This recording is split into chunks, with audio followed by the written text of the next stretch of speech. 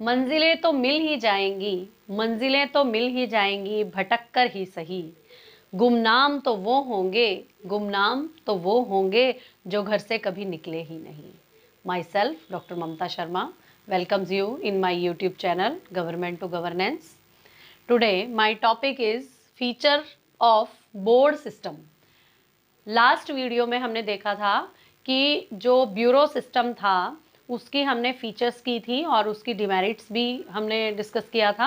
और आज की वीडियो में हम बोर्ड सिस्टम यानी कि जिसको हम प्लूरल हेडशिप बोलते हैं, यानी कि एक से ज़्यादा जब हेड बन जाते हैं या डिफरेंट डिपार्टमेंट के ज़्यादा हेड होते हैं तो उसको प्लूरल हेडशिप बोला जाता है, जिसमें कि डिफरेंट डिपार्टमेंट्स में बांट दिया जाता है सिस्टम को और अलग अलग उसके डिपार्टमेंट वाइज जो है हेड बना दिए जाते हैं।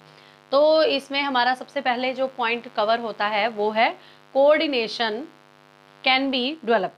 यानी कि कोऑर्डिनेशन कैसे डेवलप होगा कि जब एम्प्लॉयज़ को अलग अलग डिपार्टमेंट्स के अंडर काम सौंप दिया जाएगा और उनकी रिस्पॉन्सिबिलिटी अलग बना दी जाएगी और उनको वो क्लियर होगी, तो कोऑर्डिनेशन, उनके काम करने के जो तरीके होंगे उनमें आपस में कोऑर्डिनेशन आएगा, समन्वय बनेगा।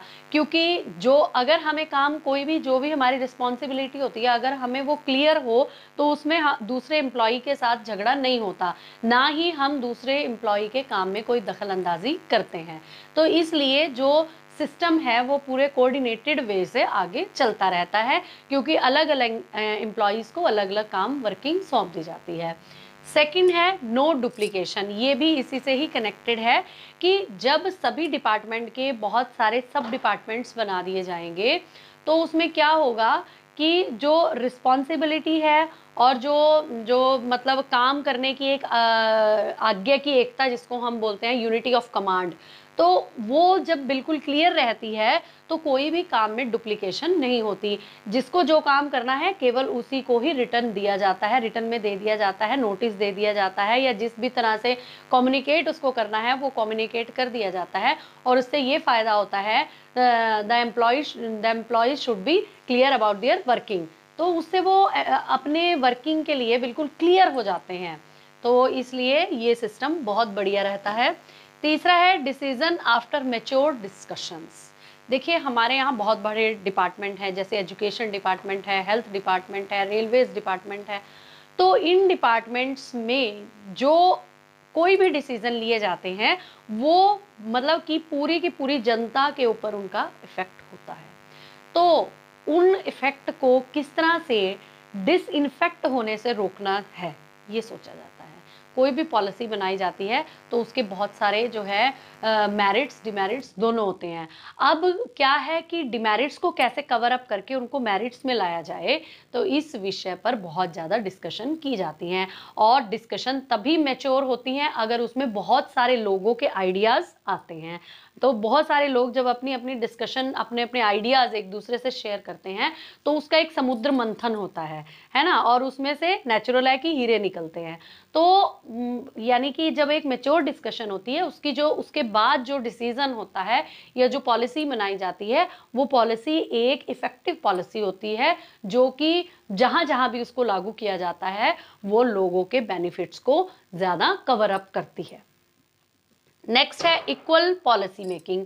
देखिए जब सिंगल हेडशिप होती है तो वहाँ पर कई बार जो है भाई भतीजावाद भी आ जाता है, या बहुत ज़्यादा जो मतलब एम्प्लॉयज़ हैं अगर अपने बॉस के बहुत ज़्यादा नज़दीक हैं तो उनके लिए क्या किया जाता है कि कुछ जो पॉलिसीज़ होती हैं उनमें कुछ फेरबदल भी अंदर ही अंदर कर दिया जाता है। यानी कि ड्राफ्टिंग तो एक ही रहती है, लेकिन उनके अंदर जो बाय लॉज होते हैं, लॉज में से वो बाय लॉज निकाल लिए जाते हैं और वो अपना काम इजीली कर लेते हैं। लेकिन यहाँ पर ऐसा नहीं है, यहाँ पर इक्वल पॉलिसी मेकिंग होता है।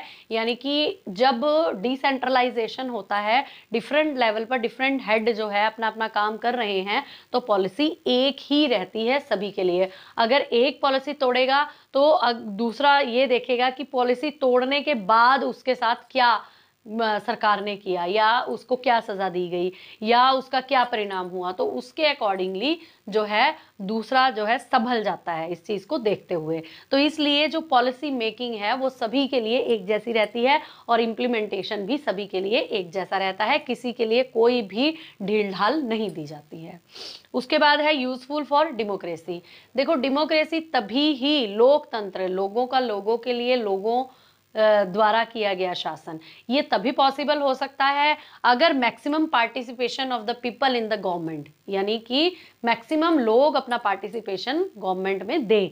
तो वो मैक्सिमम पार्टिसिपेशन कब होगा, जब बहुत सारे एम्प्लॉयज को या बहुत सारे जो हेड ऑफ द डिपार्टमेंट को डिसीजन लेने की पावर दी जाएगी। अगर ये डिसीजन एक ही हाथों में रहा तो वहां तानाशाही आ सकती है, लेकिन यहाँ पर ऐसी तानाशाही नहीं आ सकती और डेमोक्रेसी यानी लोकतंत्र जो है बिल्कुल सार्थक बन सकता है।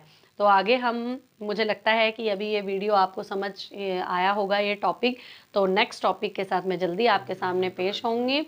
और अगर किसी का इससे रिलेटेड कोई भी किसी भी तरह की जो है कंफ्यूजन्स हो या क्वेरीज हो तो वो कमेंट बॉक्स में ज़रूर डालिएगा। तो इसी के साथ धन्यवाद, जय हिंद।